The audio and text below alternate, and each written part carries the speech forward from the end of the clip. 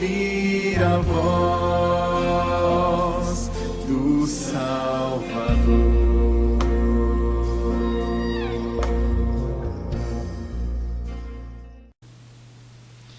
Efésios capítulo 1. Nós vamos trabalhar hoje o versículo 4 e 5. Aquele dia nós trabalhamos o 3, 4 e 5. Então nós vamos trabalhar o versículo 4 e 5. E aí, se você puder deixar a sua Bíblia aberta, ajuda, né?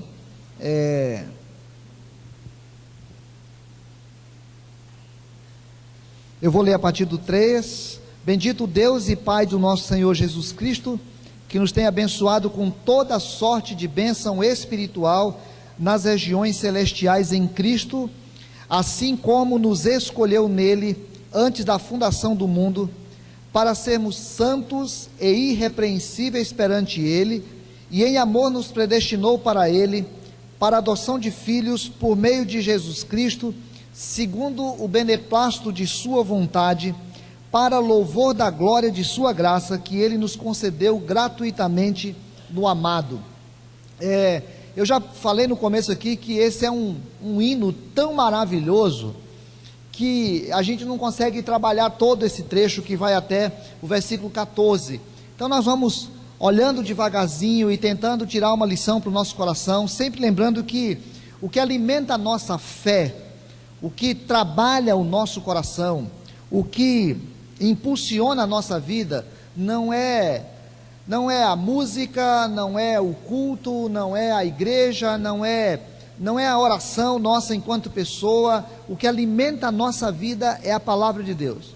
Então a gente para com muita reverência para olhar a palavra e tentar tirar dela aquilo que ela propõe ao nosso coração. Mas esse trecho já traz uma coisa tão profunda que é difícil a gente inclusive tirar lição, ou tirar exemplo dele. E aí eu tentei procurar um exemplo que pudesse servir para a gente introduzir o nosso assunto aqui, não consegui. Mas me lembrei do amigão. O amigão é um cachorro que tem lá em casa. Eu quero no final tentar comparar você e mim ao amigão. Se a gente conseguir se parecer com o amigão nesse sentido, então a gente vai ter conseguido um pouquinho do objetivo, tá?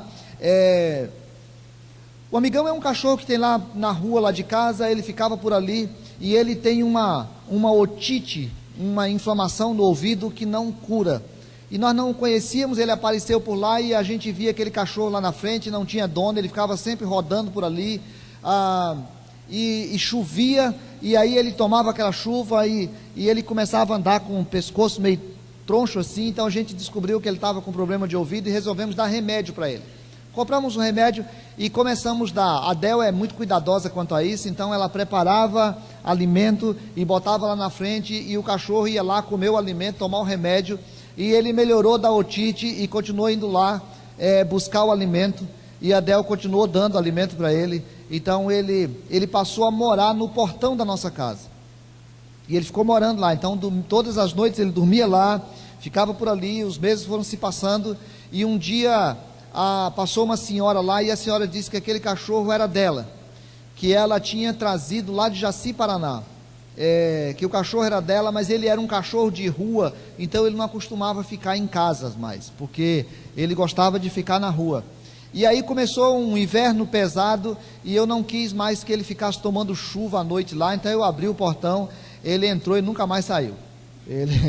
Ele mudou para lá, e ele sai bastante no sentido de ir lá, vai e volta, e mora na casa. E a mulher passava por lá, e nós botamos o nome dele de amigão, porque ele é muito gente boa, ele é carinhoso com todo mundo chega por lá, ele é muito carinhoso. Eu falo que ele é muito gente boa, então nós colocamos o nome dele de amigão. A mulher disse que o nome era Herói, mas agora já virou amigão, e ele está perfeitamente inserido lá.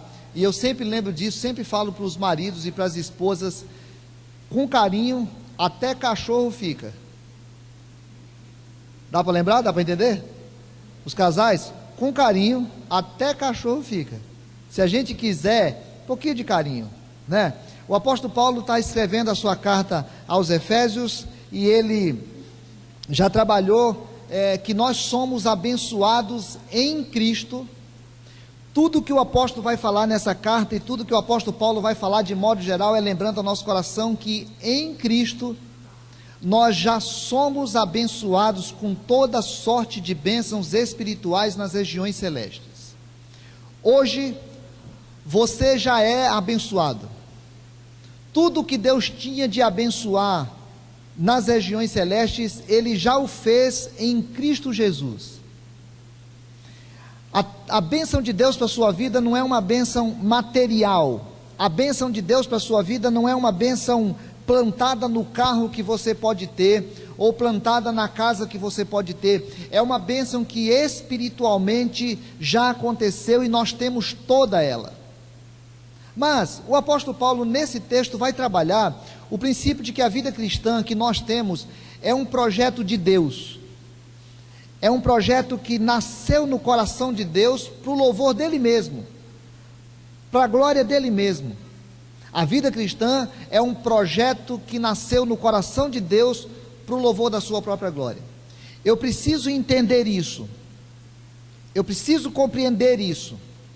Eu preciso compreender que sou cristão não porque eu quis. Eu preciso compreender que sou parte do projeto de Deus e que esse projeto é um projeto muito anterior a mim mesmo. Eu preciso compreender que estou aqui, não é porque eu sou inteligente o suficiente para entender o projeto de Deus e porque eu sou bom o suficiente para querer viver no projeto de Deus. Eu preciso compreender que um dia eu serei salvo em Cristo Jesus na eternidade, não porque eu sou bom o suficiente ou porque eu mereço a salvação. Eu preciso entender que sou fruto literalmente da graça de Deus. Eu preciso compreender que a minha vida cristã, ela é um projeto de Deus. Primeiro, porque Deus nos escolheu antes de nós sermos. Eu não era, e Deus já havia me escolhido.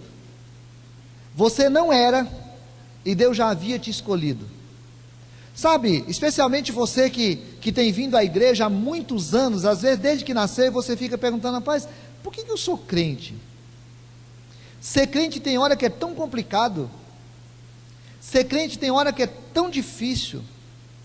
Ser crente tem hora que dá um desespero, porque a gente tem que deixar muita coisa, tem que abrir mão de muita coisa, e a gente às vezes não entende por que é crente. É isso mesmo, a gente não entende não.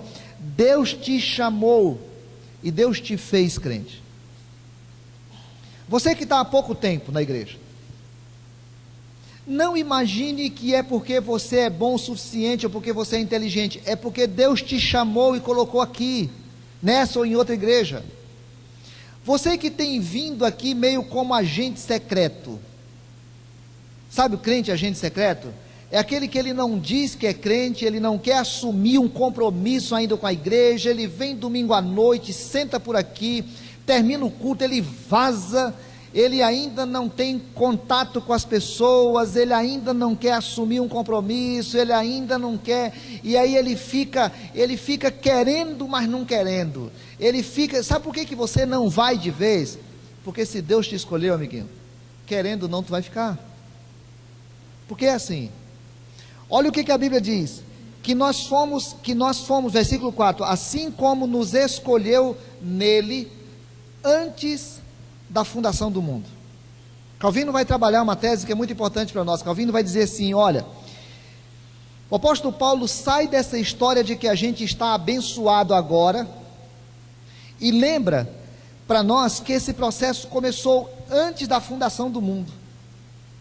Antes da fundação do mundo, Deus estava pensando em você. Antes da fundação do mundo, Deus escolheu você. O texto vai dizer que Ele nos escolheu nele, ou seja, em Cristo, que é o assunto aqui. E aí, ele coloca esses dois pronomes junto aqui para dizer: foi nós e Ele. Deus escolheu a mim, Deus escolheu a você em Jesus Cristo, antes da fundação do mundo. Então Calvino vai dizer assim: todas as outras coisas que você pensar na tua vida cristã, você precisa compreender que foi por causa disso. Por que eu estou aqui? Porque Deus me escolheu antes da fundação do mundo. Por que eu continuo crente? Porque Deus me escolheu antes da fundação do mundo. Por que eu gosto da Bíblia? Porque Deus me escolheu antes da fundação do mundo. Por que que se eu estiver agora muito mal no hospital, eu sei que Deus está presente comigo aqui? Porque Deus me escolheu antes da fundação do mundo. Por que que na hora que Satanás vem para me acusar, dizendo assim, você merece o inferno, eu sei que eu mereço, mas eu não vou para o inferno, por quê? Porque Deus me escolheu antes da fundação do mundo. Por que que ninguém pode intentar acusação contra mim? Porque Deus me escolheu antes da fundação do mundo. Porque se eu morrer de câncer agora, eu vou morrer como todas as outras pessoas, mas eu vou para o céu em Cristo Jesus, porque Deus me escolheu antes da fundação do mundo. Tudo começa no fato de que Deus me escolheu antes da fundação do mundo. Tudo começa no fato de que Deus te escolheu antes da fundação do mundo. O processo de escolha não é uma coisa nova na Bíblia. A Bíblia fala que Deus escolheu Israel. Deus resolveu escolher Israel. Lá em Deuteronômio capítulo 7, versículos 6 e 8, 6 a 8 diz assim: porque tu és povo santo ao Senhor teu Deus. O Senhor teu Deus te escolheu para que lhe fosses o seu próprio povo de todos os povos que há sobre a terra. Não vos teve o Senhor afeição, nem vos escolheu porque fosseis mais numerosos do que qualquer povo, pois éreis o menor de todos os povos, mas porque o Senhor vos amava, e para guardar o juramento que fizera a vossos pais, o Senhor vos tirou com mão poderosa, e vos resgatou da casa da servidão, do poder de Faraó, do rei do Egito. Eu não sei isso, eu não entendo isso, eu não compreendo isso. Eu não sei por que Deus escolheu Israel. Eu não sei por que Deus escolheu a mim. Eu não sei por que Deus escolheu a ti. Eu só sei que Ele escolheu. Essa é uma doutrina que a mente humana vem há séculos brigando com ela. E há séculos a gente não consegue entender por que Deus escolheu. E gosto muito quando a gente canta aquele hino: não sei porque de Deus o amor a mim se revelou. Eu não sei, eu não entendo. Eu só sei que o apóstolo Paulo, o Senhor Jesus diz assim, que aquilo que foi escondido de tantos grandes e poderosos foi revelado a mim. Em algum instante, alguma pessoa ouviu isso, em algum instante, alguma pessoa entendeu isso, mas a Bíblia diz que aquilo foi escondido dele, mas o meu coração entendeu que eu sou pecador. O meu coração entendeu que Jesus Cristo é o Salvador. O meu coração entendeu que eu só posso ser salvo em Cristo Jesus. O meu coração ouviu como todos os corações ouviram, mas o meu coração entendeu isso. E eu não entendo como, mas Jesus me escolheu. E a Bíblia diz que antes da fundação do mundo. Aliás, Jesus diz isso literalmente: não fostes vós quem me escolhestes a mim. Pelo contrário, eu vos escolhi a vós outros. João capítulo 15, versículo 16. 2 Timóteo, Paulo diz assim: do Evangelho segundo o poder de Deus, que nos salvou e nos chamou com santa vocação, não segundo as nossas obras, mas conforme a sua própria determinação e graça que nos foi dada em Cristo Jesus, antes dos tempos eternos. Ele nos escolheu. E o versículo 5 diz assim: e nos predestinou para Ele. Ele nos escolheu e nos predestinou para sermos seus filhos. O texto aqui tem esse termo "e em amor", que a gente nunca sabe onde é que ele fica, na hora que está lendo a Bíblia aqui: e santos e irrepreensíveis perante Ele, e em amor. Aí o "nos predestinou" ficou no versículo 5. Tem uma briguinha entre os estudiosos aqui, porque no original não tem vírgula. A gente nunca sabe se esse "em amor" tem a ver com a santidade, ou se nós fomos escolhidos em amor. Uns leem de uma forma, outros leem de outra. Eu leio dessa forma: que em amor Ele nos predestinou. A palavra predestinação também é difícil para a gente, mas a ideia é uma decisão de antemão. Antes de você tomar a decisão por Jesus, Jesus tomou uma decisão por você. Antes de você querer Jesus, Jesus quis você. Antes de você decidir vir para Jesus, Jesus foi para você. Por isso, quando a gente diz assim, eu entreguei minha vida para Jesus, é verdade, Jesus pegou a sua vida. Conscientemente eu entreguei, conscientemente sim, mas eu entreguei porque Cristo já tinha me resgatado. Eu fui salvo porque Jesus já resolveu me salvar antes da fundação do mundo. Antes de eu ser, Jesus Cristo já me escolheu. Por isso é que algumas pessoas não conseguem desgrudar de Jesus. Elas tentam, elas se esforçam, elas saem de casa, elas provam dos prazeres do mundo, elas caminham, às vezes vão parar no chiqueiro, às vezes elas provam das alfarrobas dos porcos, às vezes elas experimentam o que o mundo tem de mais prazeroso, mas elas não esquecem da presença de Jesus na vida, porque Jesus já veio no coração dele, Jesus já entrou no coração dele. E aí o texto diz, porquanto aos que de antemão conheceu, também os predestinou para serem conforme a imagem do seu Filho, a fim de que ele seja o primogênito de muitos irmãos. Querido, eu queria nesse primeiro tópico lembrar ao teu coração, não sou eu quem digo, eu até não entendo, eu aprendi a crer. Não foi o Agostinho de Hipona quem disse. Agostinho dizia isso lá no século IV, mas não foi uma teoria que o Agostinho um dia estava em casa pensando, e aí deitado na sua cama, ele falou, rapaz, eu acho que Deus resolveu. Não foi o Calvino lá no século XVI, ou no século XVII, o Calvino um dia estava pensando e resolveu. Não, a Bíblia, a palavra de Deus diz que Deus te escolheu antes de você a Ele, e escolheu antes do mundo existir. Você estava no projeto de Deus, e estava no projeto de Deus em Cristo, porque sozinho nós não teríamos condições de sermos promovidos, conforme a gente vai ver daqui a pouco. Em Cristo. A minha vida cristã, resultado da decisão de Deus. A tua vida cristã, resultado de um projeto de Deus. Deus quis assim, Deus te escolheu para ser filho e filha do Senhor. Em segundo lugar, Deus tem um propósito. Ele definiu um projeto e definiu um propósito da nossa existência.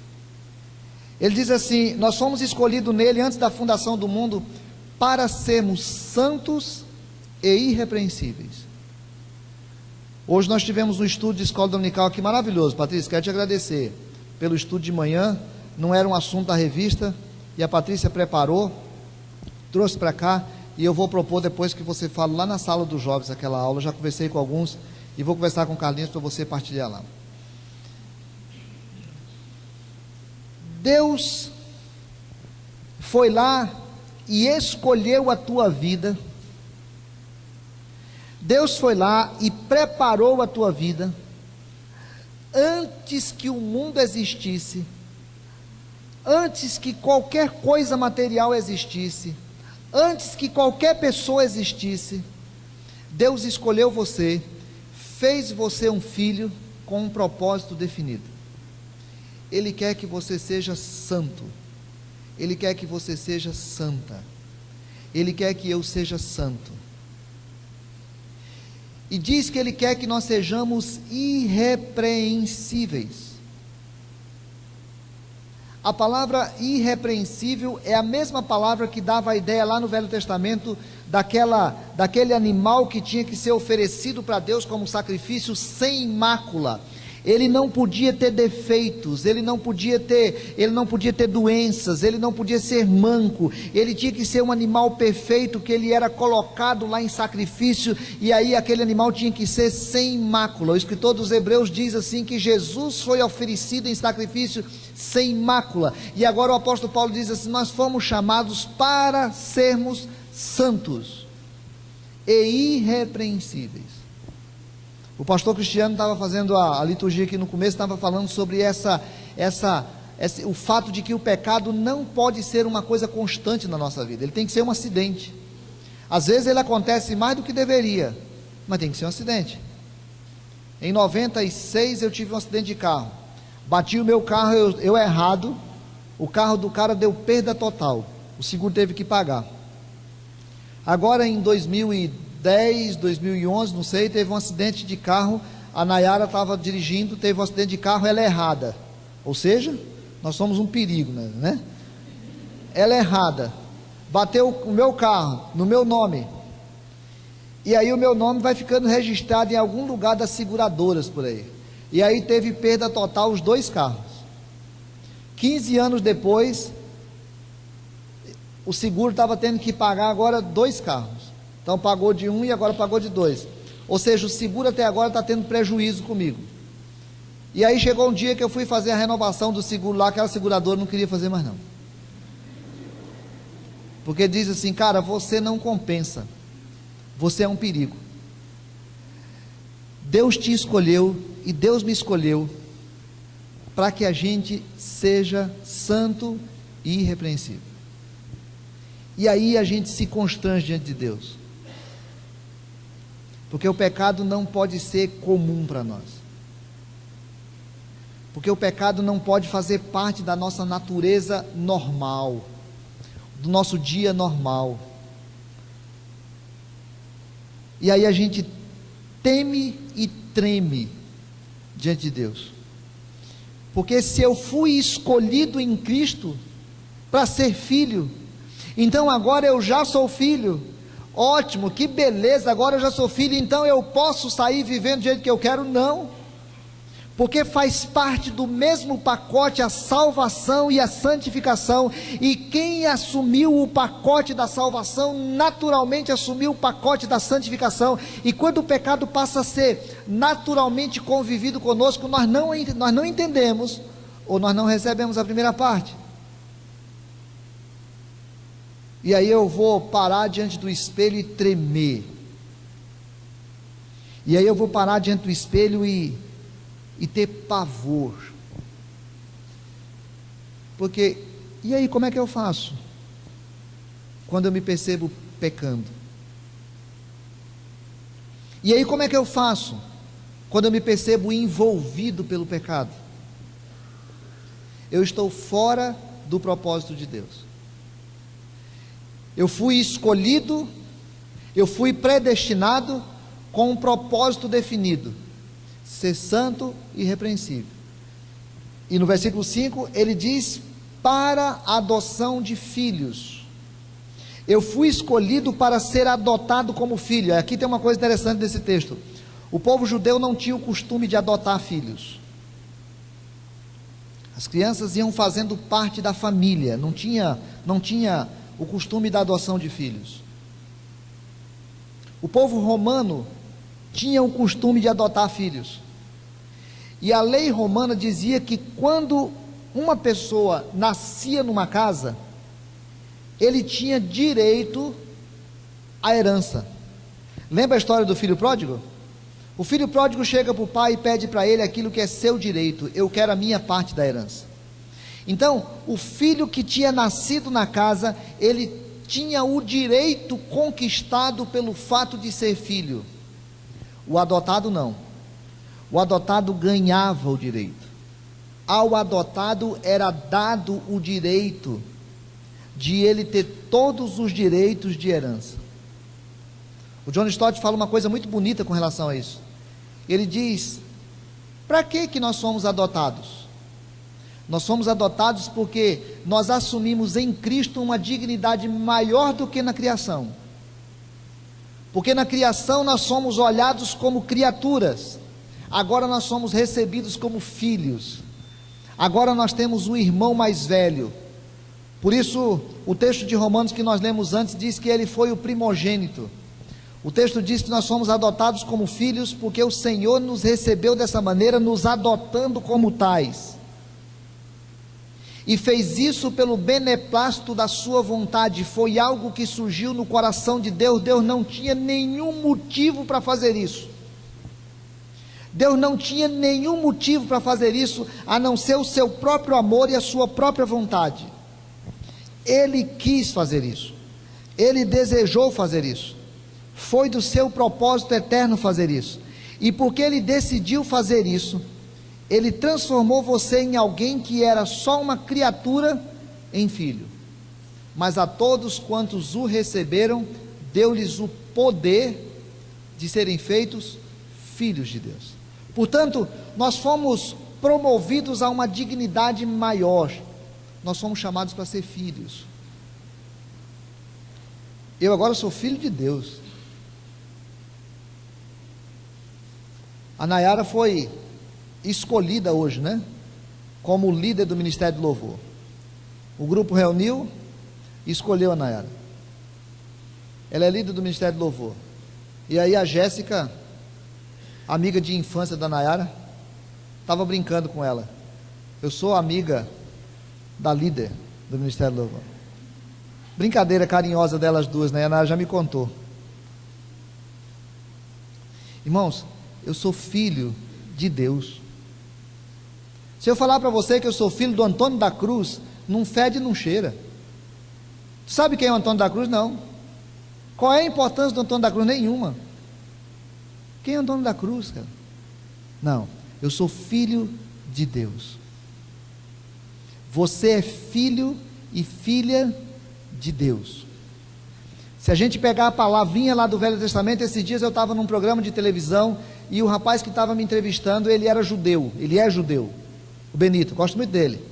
Ele é judeu, nós estávamos falando sobre religião e a entrevista era alguma coisa relativa a Jesus. E no intervalo nós estávamos conversando sobre um negócio e ele tinha que citar um texto lá, mas ele não pode citar o texto porque naquele texto tem a palavra Javé. E ele estava com a sua cabeça descoberta. E o judeu, quando está com a cabeça descoberta, ele não cita o nome de Javé, porque ele está falando o nome mais santo que pode ser pronunciado pelo ser humano. Você é filho e filha de Javé. E o apóstolo Paulo diz que você pode olhar agora para esse Deus santo dos santos e chamá-lo de Abba, de paizinho, de papai, de painho, como diz o Júlio. Eu posso agora parar no meu nada ser, sentar num canto, em estado de profunda angústia, baixar minha cabeça e erguer meu coração aos céus, ao lugar santo dos santos, em Jesus Cristo, e dizer: painho, eu estou mal, hein? Eu estou precisando de ti mais uma vez. Eu vim aqui de novo, porque eu estou precisando de você. Esse é o propósito de Deus para nós. Ele nos escolheu antes da fundação do mundo, para que nós sejamos santos, irrepreensíveis e vivamos como filhos de Deus. E aí eu preciso parar para, olhando esse texto, concluir algumas coisas que eu queria citar de novo o John Stott. Ele faz 3 pontos que para mim é muito importante. Primeiro, a doutrina da eleição é uma revelação divina e não especulação humana. Você entende que Deus te escolheu? Escolher é, dentre tantos, Deus foi lá e escolheu alguns. Nós não entendemos. Deus foi lá e predestinou alguns. Nós não entendemos. Mas não foi essa uma teoria inventada pelo homem, essa é uma teoria da palavra de Deus. Eu posso até não entender, mas eu não posso imaginar que algum homem inventou isso. Foi Deus. Por que Deus escolheu? A Bíblia diz que Esaú e Jacó nem tinham nascido ainda, e Deus tinha escolhido Jacó. Por quê? Porque Ele quis. A Bíblia diz isso, porque Ele é Deus. Por que Deus te escolheu? Porque Ele quis. A Bíblia diz que Deus nos escolheu em Cristo e nos predestinou nele para sermos santos e irrepreensíveis e para vivermos como filhos de Deus. Segundo lugar, a doutrina da eleição é um incentivo à santidade e não uma desculpa para o pecado. Esses dias eu estava lá na Batista Filadélfia, no aniversário da igreja, segunda-feira. Tinha um pastor pregando lá, e o pastor falou exatamente isso. Se você que crê em Jesus, crê em Jesus é porque Deus te escolheu. Mas se você que crê em Jesus acha que porque creu em Jesus você pode viver afundado no pecado de qualquer forma, você ainda não crê em Jesus. Você ainda não conhece Jesus. A doutrina da eleição não é uma doutrina que me dá direito a pecar. A doutrina da eleição é uma doutrina que me constrange a obedecer. Eu quero sair daqui para viver melhor. Hoje de manhã eu fiquei pensando nisso, e agora de novo a palavra de Deus fala comigo nisso, e eu quero tomar decisões em relação a coisas da minha vida, porque eu sou filho de Deus. Eu não posso viver de qualquer forma. Sou filho de Deus.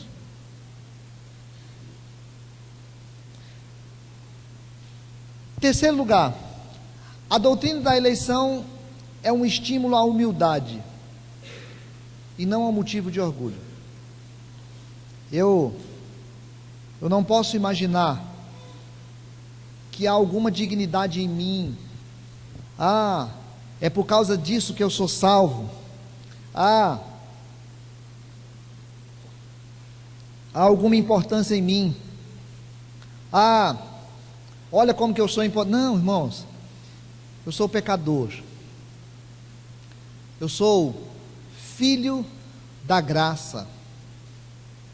Eu preciso de Jesus. E o meu coração tem que estar humilhado todos os dias diante de Jesus. E o meu coração tem que se comportar de forma humilde diante das outras pessoas. E eu tenho que aprender a respeitar as pessoas de outras igrejas. E eu tenho que aprender a respeitar o jeito do outro ser. Porque eu não sou melhor do que ele. No máximo, eu sou um cachorro de rua que Deus resolveu pegar e botar dentro de casa e falar: agora você é meu. Só isso. A Bíblia diz lá no Velho Testamento que Deus olhou para Israel e via Israel como uma criança que foi largada no meio do mato, depois de ter sido dada à luz. Essa criança foi deixada lá, ainda tinha sangue nela, e os bichos estavam começando a comê-la, quando ele vai lá, pega aquela criança, limpa a criança, diz para ela: agora você é meu filho.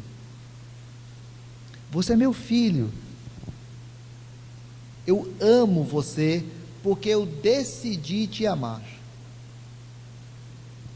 Porque eu quero te amar. Você é meu filho. Vá viver com a dignidade de filho, entendendo que não foi o homem que inventou que eu te escolhi. Eu disse na palavra, entendendo que eu te escolhi para que você viva em santidade, e entendendo que você não é melhor por causa de ninguém por causa disso. Jesus Cristo é a causa. É nele que se dá a tua adoção. É nele que se dá a tua salvação. É Jesus Cristo o centro da tua vida. Toda a tua vida, toda a tua esperança, tudo que você é, tudo que você crê, é em Jesus Cristo. É Jesus Cristo quem um dia vai voltar. Jesus Cristo é quem prepara essa nova realidade. É Jesus Cristo. Não é o ser humano. Não há igreja alguma detentora desse fato. Não há denominação alguma detentora desse fato. É Jesus Cristo. E o meu coração vive por causa de Jesus Cristo. E isso deve ser a causa da nossa vida. Vamos adorar Jesus, vamos exaltar Jesus e vamos tomar decisões em relação a Jesus? Talvez hoje a gente possa parar para pensar nisso e pensar: caramba, eu reconheço isso, eu tenho visto Jesus presente na minha vida apesar de mim. Eu insisto às vezes, mas Jesus permanece na minha vida. Eu sei que eu preciso tomar decisões em relação a Jesus. Vamos adorar Jesus ouvindo a música? A gente vai ouvir uma música pela Nayara, pela Lloyd, e a gente vai, durante essa música, adorar Jesus, falar com Ele e ver o que passa no seu coração em relação a Jesus. Irmãos, eu vou insistir isso. olha o que sente o teu coração em relação a Jesus. Quem é Jesus para você? Foi Ele quem morreu na cruz. É Ele quem te dá o direito de estar na presença do Senhor.